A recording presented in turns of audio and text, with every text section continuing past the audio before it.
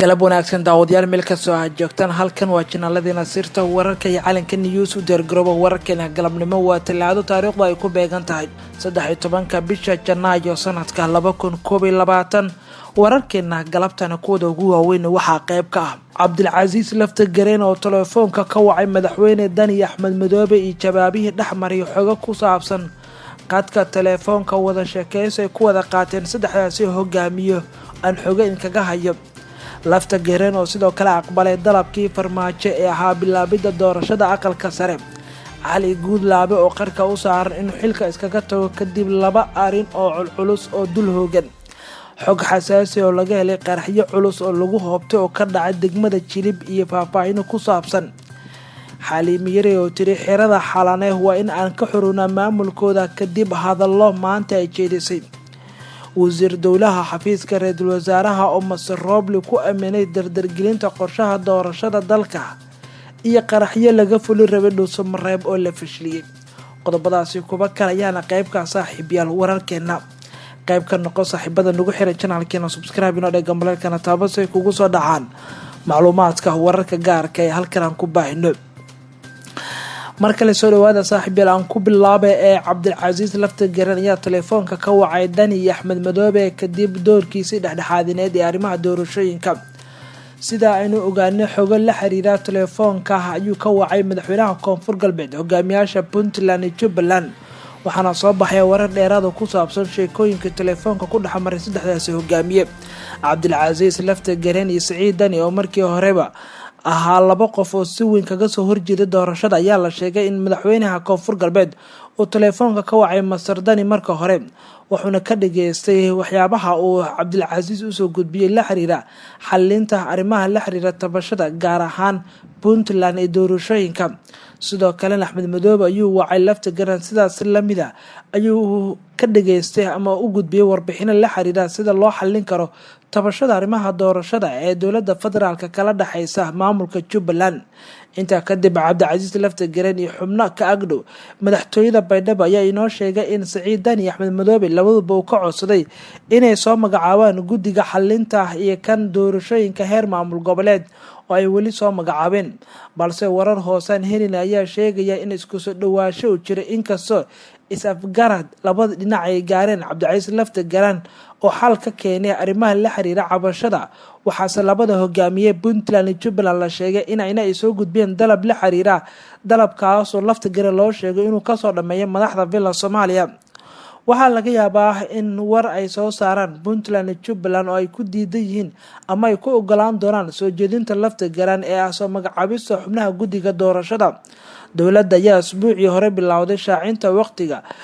in waqtigan aan la doonin inuu sii lumin sida darteed la gudagalayo doorashada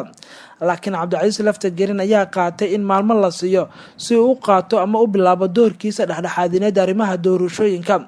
xogaha ugu dambeeyay helin ayaa sheegaya in waxyaabaha ugu waaweyn Laftagareen uu kala kulmay labada hogaamiye ay qayb ka tahay arrimaha la xiriira in marka hore uu ka soo dhameeyo Villa Soomaaliya inay fuliso heshiiskii 17 September la gaaray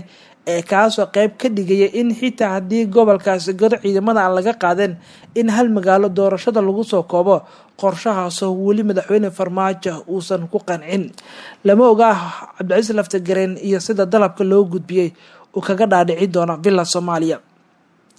dhinaca kale isla Laftagareen ayaa aqbalay dalabkii Farmaajo ee ahaa bilaabida doorashada aqalka sare wuxuuna noqonayaa maamulkii ugu horeeyay bilaabada doorashada madaxweynaha Koonfur Galbeed Cabdilcasiis Laftagareen ayaa wada qorshe uu ku bilaabayo doorashada baarlamaanka gaar ahaan mid aqalka sare waxaana doorashadan lacag badan ku bixinaysa dowladda federaalka Laftagareen oo shalay Baydhabo ku laabtay dib waxa uu sheegay ama uu noqonayaa maamulkiisa kan ugu horeeyay ee bilaabada doorashada sababo la xiriira safarka Laftagareen ee degdega Baydhabo ugu soo laabtay taas oo dowladda federaalka la sheegay in gadaal ay ka riixiso madaxweyne Laftagareen ayaa qaatay door dhexdhexaadina kadib markii habeenadii ugu dambeeyay Muqdisho ku sugnaa oo la kulmay xubnaha musharaxiinta si uu ugu yaraan u xalliyo tabashada ay muujinayaan ila wareedyo ku dhadhow madaxtooyada Koonfur Galbeed ayaa sheegay in xiriir uu la sameeyay madaxweynayaasha Puntland iyo Jubbaland inkastoo ay shuruudo ay ku soo xireen arrintan xubnaha aqalka sare ayaa qaarkood ku sugan magaalada Muqdisho oo doonaya in markale ka soo noqdaan kuwaas oo maanta iyo bariba ka bixi doona Muqdisho si ay Baydhabo u gaaraan qaybna kaga noqdaan arrimaha la xiriira doorashada aqalka sare. Wararkan helin ayaa sheegaya in musharaxiinta qaarkood aysan aan saameyn badan ku lahayn villa Soomaaliya, laakiin markan Cabdicasiis Laftagareen uu doonayo in awoodiisa ku soo saaro. Madaxweyne Farmaajo ayaa kursiga soo laabashada madaxtinimada hadda wax walba u sameynaya sidii mar kale 8 February oo ugu soo laaban lahaa hogaanka dalka. Cali Guudlaabe waxaa la sheegay in qarka u saaray inuu xilka iskaga tago laba arin oo mid daran dooro ay hortaalo marka loo eego xaaladda maamulkiisa. Madaxweynaha doorashadiisa muranka badan ay ku hareeraysan yihiin ee Hirshabelle Cali Guudlaabe Xuseen ayaa ka hadlay howlaha ismariwaaga ee ka jira arrimaha doorashooyinka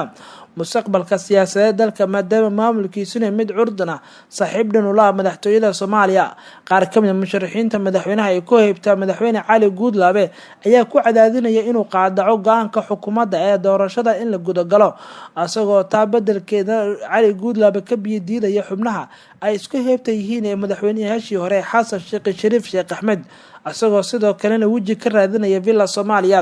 Sidoo kale Cali Guudlaabe ayaa culays siyaasadeed aad u xoogan ka haysta maamulkiisa dhanka Hiiraan oo diidmo xoogan kala timid doorashadiisa, taas oo dowladda federaalka hadda ciidamo ay ku daabushay.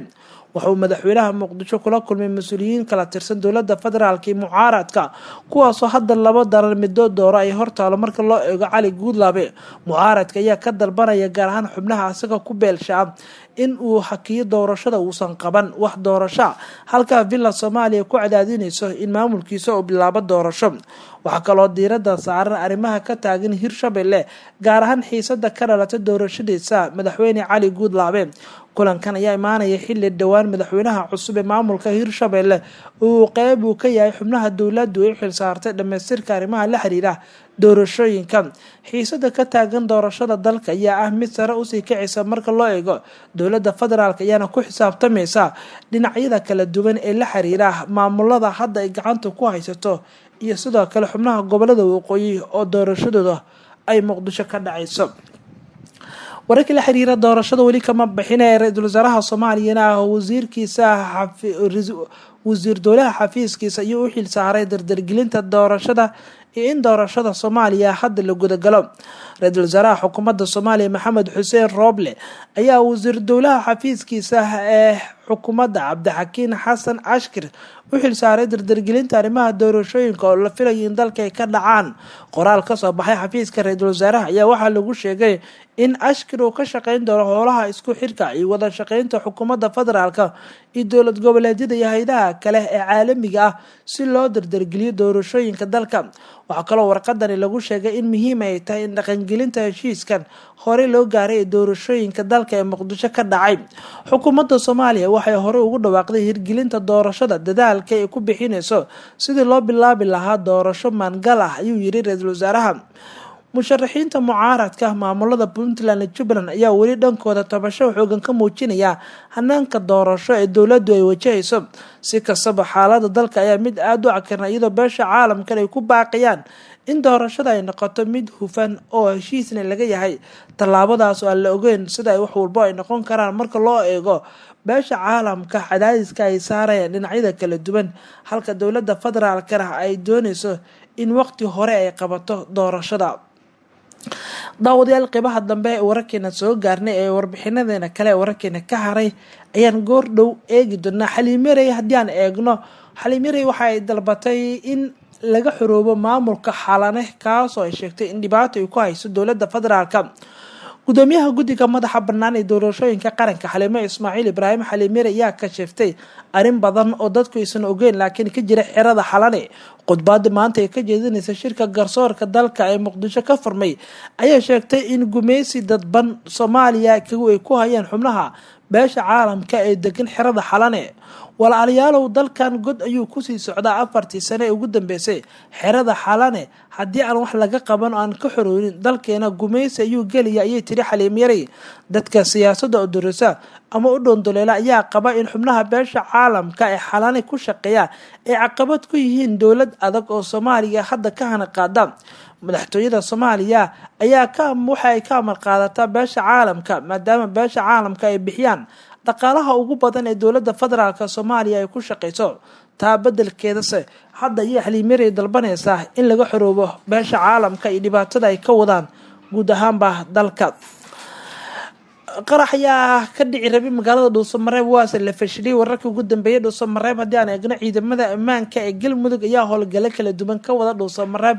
waxayna fashiliyeen qarax la doonayay in magaaladaasi laga fuliyo. qaraxa oo nooca meenada dhulka lagu aasay ayaa la doonayay in la geliyo goob ay saldhigo ay ciidamada ammaanka oo Dhuusamareeb bartilmaameedku ahaase yeeshay waa la fashiliyay. taliska booliiska Dhuusamareeb oo warbixin kooban ka bixinayay ayaa sheegay inay ka warheleen xogaha qaraxaasi deetana ay fashiliyeen ciidanka, laakiin waxa uu taliyuhu sheegay inay baxsadeen dableedii qaraxa aasaysay. sidoo kale waxa uu talisku intaa ku daray in meenada la doonayay in lagu aaso meel dad badan oo shacab ay joogaan. ciidamada ammaanka Galmudug ayaa maalmihii ugu dambeeyay baaritaano dheeraada ka waday magaalada Dhuusamareeb iyo deegaanada kale maadaama al-shabaab maalmihii dambe ay kordhiyeen weerarada iyo qaraxyada Dhuusamareeb ay ka geysanayaan. Dhuusamareeb waxaa si wada jira ka howlgala ciidamada Galmudug kuwa dowladda federaalka iyo sidoo kale ciidanka AMISOM.